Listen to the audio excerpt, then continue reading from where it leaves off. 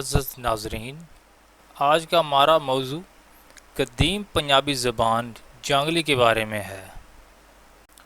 ہمارے اس چینل کو سبسکرائب کریں اور ساتھ بیل آئیکن کے بٹن کو دبانا نہ بھولیے تاکہ ہر نئی آنے والی دلچسپ ویڈیو آپ تک بآسانی پہنچ سکے۔ اپر پنجاب میں ملتان کے مشرقی علاقوں میں رہنے والوں کو جانگلی کہا جاتا ہے۔ یہ پنجاب کے چاروں دریاؤں چناب، راوی، بیاس اور ستلج کی قدیم پنجابی زمیندار قبائل کی بولی ہے۔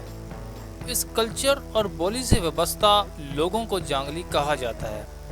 اس کلچر کا مرکزی علاقہ راوی ہے۔ یہ کلچر شمال میں سرگودا ڈویژن میں بیرا سے شروع ہوتا ہے اور فیصل آباد سے ہوتا ہوا مشرق میں سائیوال ڈویژن میں دیپال پور اکاڑا تک چلا جاتا ہے۔ جنوب میں بہاول نگر سے وہاڑی، پھر خانیوال سے جنگ تک۔ ملتان کا سرائکی کلچر کبھی اس سے متعلق نہیں رہا۔ سرائکی سندھی کا ایک لہجہ ہے جسے احساس کمتری کے مارے دانشور خواہ مخواہ اس کلچر سے نتھی کر دیتے ہیں۔ عددی اکثریت کے حوالے سے رچناوی پنجابی کے بعد پنجاب کی دوسری بڑی زبان ہے۔ معزز ناظرین، رچناوی کا لفظ رچنا سے ماخوذ ہے۔ رچنا دو آب کا سب سے بڑا ہموار زمینوں کا میدان ہے۔ چناب والوں کی عشقیہ داستانیں راوی کے باشندوں کی سرفروشی اور ستلج والوں کا اکڑ پن ضرب المثل ہیں۔ یہ بولی زومینی انداز گفتگو کے لحاظ سے ایک پرمزہ تفریح دیتی ہے اور مردہ دلی کی دشمن ہے۔ اس بولی کا غالب حصہ ضرب الامثال اور محاورات پر مشتمل ہے جو آفاقی حقائق سے اس کلچر کے باشندوں کے دل و دماغ کو روشن کرتے ہیں۔ یہ بولی دراصل زرعی معاشرے کی ترجمان ہے۔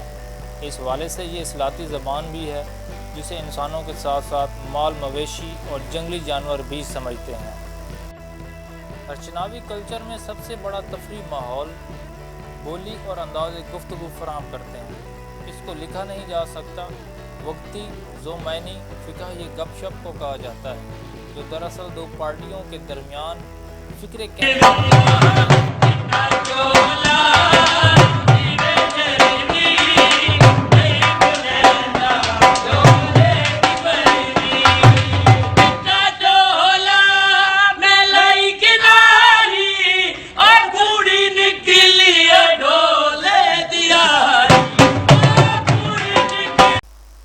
خانیوال اور جنگ کے وقتی کے دو مخالف گروپ شہرت رکھتے ہیں۔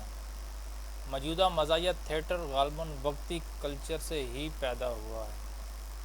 زومینی فکرے کہنے کا سلسلہ گھروں میں عورتوں کے مابین بھی جاری رہتا ہے۔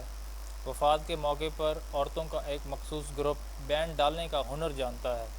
وہ رو رو کر علمیہ شاعری پڑھتی ہیں۔ دکھی اور رنجیدہ دلوں کا غم آنسوں میں بہہ جاتا ہے۔ لواحقین کا جی ہلکا ہو جاتا ہے۔ اس کلچر سے باہر کے لوگوں کو تو غم کے موقع پر ایسا رونا بھی نہیں آتا۔ یہ کلچر دیہی میلوں اور کھیلوں سے گندا ہوا ہے۔ محترم ناظرین گرامی، یہ تھا اس موضوع کا پہلا رخ۔ اب ہم چلتے ہیں اس رخ کے دوسرے جانب۔ جنگ آزادی اور تقسیم ہند کے بعد موجودہ دور میں جانگلی نامہ انگریز کے مراد یافتہ لوگ جانگلی لوگوں کو جاہل اور ان پڑھ سمجھتے ہیں۔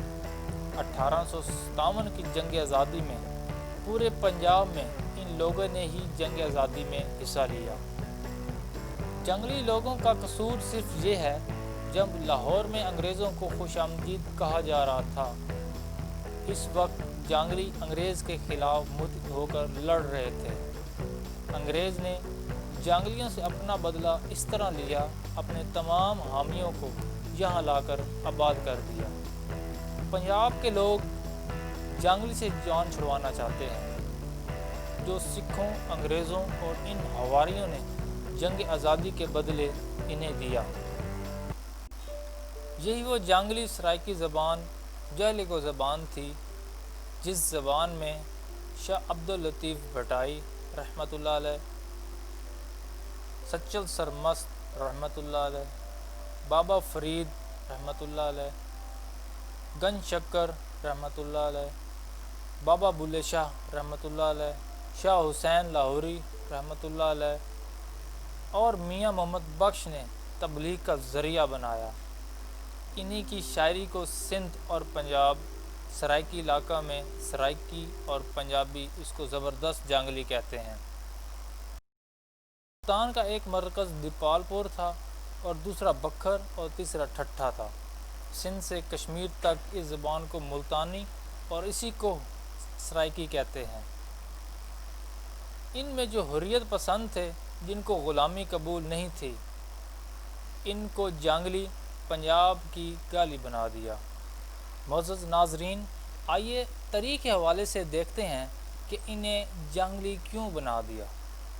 حویلی کرنگا کی لڑائی کے نتیجے میں جگہ جگہ بغاوت پھوٹ پڑی اور حویلی کرنگا کتالپور موجودہ خانیوال سابق ملتان سے لے کر سائیوال بلکہ کوڑا تک کا علاقہ خصوصاً دریائے راوی کے کنارے بسنے والے مقامی سرائکیوں جن کو جانگلی کہتے ہیں کی بڑی تعداد اس تحریک آزادی میں شامل ہو گئی۔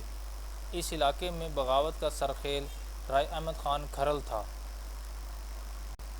جو گوگھیرا موجودہ سائیوال کے نواحی قصبہ جامرا کا بڑا زمیندار اور کھرل قبیلے کا سردار تھا۔ رائے احمد خان کھرل کے ہمراہ مراد فتیانہ سیال، احمد سیال، شجاع بدرو، مکھا بنیوال اور سارنگ داد فتیانہ سیال جیسے مقامی سردار تھے۔ معزز ناظرین، 16 ستمبر 1857 کو رات 11 بجے انگریز سرکار کے deputy commissioner Sahiwal lord Berkeley بمقام گوگھیرا کو احمد خان کھرل کی مخبری کی۔ مورخہ 21 ستمبر 1857 کو راوی کے کنارے نورے دی ڈل میں اسی سال رائے احمد خان کھرل پر جب حملہ ہوا تو وہ نماز عصر ادا کر رہے تھے۔ رائے احمد خان کھرل اور سارنگ احمد سیال شہید ہو گئے۔ انگریز رائے احمد خان کھرل کا سر کاٹ کر اپنے ہمراہ لے گئے۔ رائے احمد خان کھرل کے قصبہ جامرا کو پیوند خاک کرنے کے بعد آگ لگا دی گئی، فصلیں جلا کر راکھ کر دی گئی، تمام مال مویشی ضبط کر لیے گئے۔ داد فتیانہ اور مراد فتیانہ سمیت دیگر سرداروں کو سزا کے طور پر بدنام زمانہ جیل دریائے شور یعنی کالا پانی بھجوا دیا گیا۔ یہاں سے داد فتیانہ بھاگ گیا۔ اس مرد مجاہد کو زمین کھا گئی یا آسمان، اس کا کوئی پتہ نہ چلا۔ اس کے بعد دریائے راوی چناب کے کنارے اس علاقے کے بارے میں راوی چین لکھتا ہے، لیکن اس شمع آزادی نے کافی عرصہ انگریز سرکار کو بے چین رکھا۔ ناظرین، ویڈیو پسند آنے پر لائک اور شیئر کرنا نہ بھولیے گا۔